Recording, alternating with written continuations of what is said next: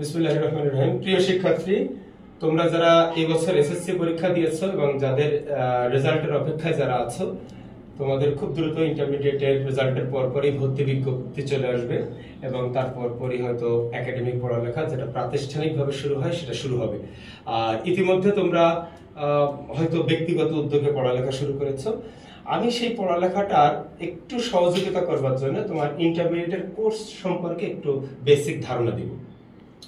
সর্বপ্রথম তোমরা যারা এইচএসসি এবং সায়েন্স গ্রুপ নিয়ে পড়ালেখা করবা, আমি শুধুমাত্র তাদের একটু বেসিক ধারণাটা দিব যে তোমাদের কয়টা সাবজেক্ট আছে, কত মার্কস আছে এবং মার্কস ডিস্ট্রিবিউশনটা কেমন, আর আসলে পরীক্ষা পদ্ধতিটা কেমন। তো আমরা একটু ওই স্ক্রিনটা দেখব। আমরা প্রথমে আমরা এই স্লাইড থেকে দেখব যে সাবজেক্টস ফর সায়েন্স। তোমরা এখানে দেখতে পাচ্ছ, আমি একটু এখানে দাঁড়াই, তোমরা এখানে দেখতে পাচ্ছ যে আমাদের 1 2 3 একটা স্পেস দিয়ে লেখা, আবার 2 একটা স্পেস দিয়ে লেখা, আবার একটা স্পেস দিয়ে লেখা। এখানে মোট 2 2 4 আর 3 মোট 7টা সাবজেক্টের নাম তোমরা দেখতে পাচ্ছ এবং পাশে 200 200 100 লেখা, আবার 200 200 200 করে লেখা। তো সবকিছু মিলিয়ে এখন যা লেখা তাতে তোমরা কি বুঝতে পারো যে 1300 মার্কস কিন্তু 7টা সাবজেক্ট। এই বিষয়টা আমরা বুঝতে পারি। এই বিষয়টা আমি একটু ব্যাখ্যা করে দিব। ইন্টারমিডিয়েটে তোমার মূলত এই কটা সাবজেক্ট আছে, যার ফার্স্ট পেপার এবং সেকেন্ড পেপার।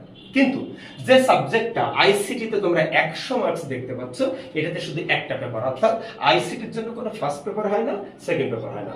আইসিটি মানে ইনফরমেশন এন্ড কমিউনিকেশন টেকনোলজি, অর্থাৎ তথ্য প্রযুক্তি বিদ্যার নামে যে বইটা আমাদের আছে, প্রযুক্তি নামে যে বইটা আছে, সেই বইটা। এর কোনো ফার্স্ট পেপার হয় না, সেকেন্ড পেপার হয় না। এর কোশ্চেন প্যাটার্নটা একরকম। ঠিক তেমনি আমরা দেখতে পাচ্ছি যে বাংলা, ইংরেজি আর আইসিটি তিনটা একটা স্পেস দিয়ে লেখা।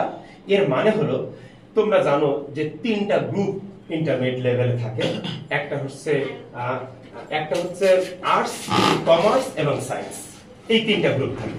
তো এই 3টা গ্রুপের জন্য মূলত আমাদের এই 3টা সাবজেক্ট বাধ্যতামূলক, ঠিক আছে, কম্পালসারি সাবজেক্ট বলে আমরা। আর সায়েন্সের স্টুডেন্ট যদি কেউ হয়ে থাকে তবে তার এই দুটো সাবজেক্ট নিতেই হবে, ফিজিক্স আর কেমিস্ট্রি। ফিজিক্স আর কেমিস্ট্রি থেকে নিতেই হবে। তাহলে এই 3টা কাদের জন্য? আর্টস, কমার্স, সায়েন্স 3 গ্রুপের ইন্টারমিডিয়েট যত ছাত্রছাত্রী পড়বে তাদের সবার জন্য হচ্ছে এই 3টা সাবজেক্ট। আর সায়েন্সের জন্য এই দুটো সাবজেক্ট নিতেই হবে। আর কি করতে হবে? এখানে থেকে 2টা সাবজেক্ট বায়োলজি এবং হায়ার ম্যাথমেটিক্স। তবে হ্যাঁ,